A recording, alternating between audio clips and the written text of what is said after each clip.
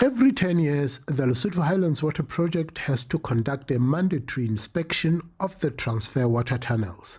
This project delivers a total of 980 million cubic meters of water to Gauteng province per annum. This is a very huge and complex project. It has technical aspects, it has financial aspects, it has social aspects, it has environmental aspects.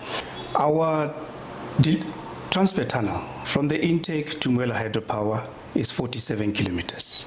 From Mwela Hydropower to Clarence is 38 kilometers. That means the entire delivery system from Katsi to Clarence is 85 kilometers.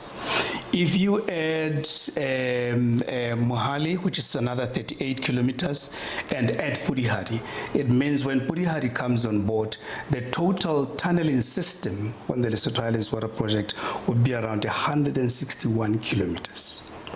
Now, portions of this tunnel are still lined. These are usually portions that cross the rivers, like the portion that goes under the Caledon, under three other rivers, I think Wajani, Hololo, and Pelaning, and areas that are too close to the surface for proper protection. The 2024 maintenance came at an 124 million rands repair bill, but also meant no delivery of water to South Africa, while Lesotho also lost out on hydropower generation. As a result of that, we had in 2024 a shortfall of 80 million cubic meters that should have been delivered to South Africa. And in 2025, we had a shortfall of 156 million cubic meters, or 156 billion liters.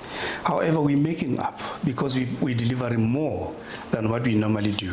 For instance, the target for 2026 is currently 985 million cubic meters instead of the 780.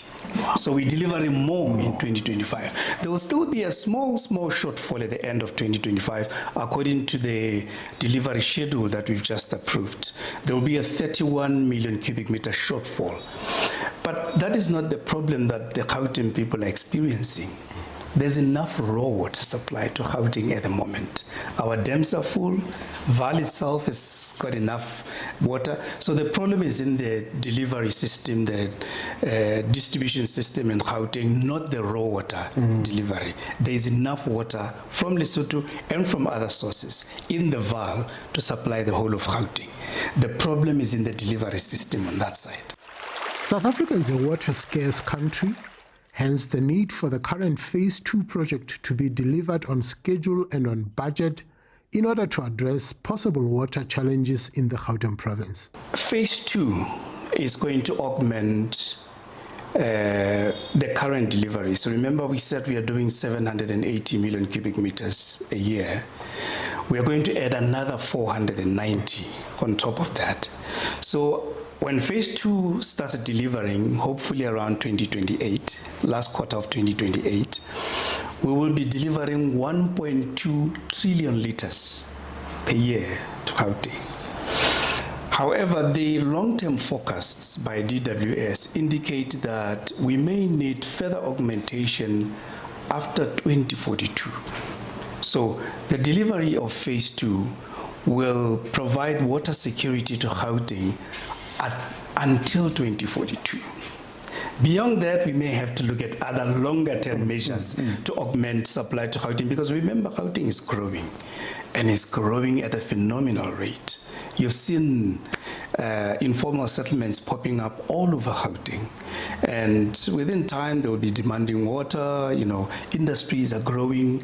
The mining sector went through a slump. It's starting to show signs of revival now. So there is going to be a need for further augmentation in the future.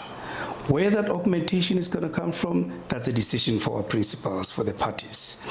They may decide to go for further phases of Lesotho Highlands. We don't know. They may go for other options. The options that were looked at during the feasibility studies, such as Tugela or the OVTS, Orange Vaal transfer system. But at this stage, such a decision has not been made. Both Lesotho and South Africa have undertaken to conduct a quarterly inspection to be able to pick up any unforeseeable delays and jointly address them timeously. I'm Rapelang Khatebe for SABC News, Masego, Lesotho.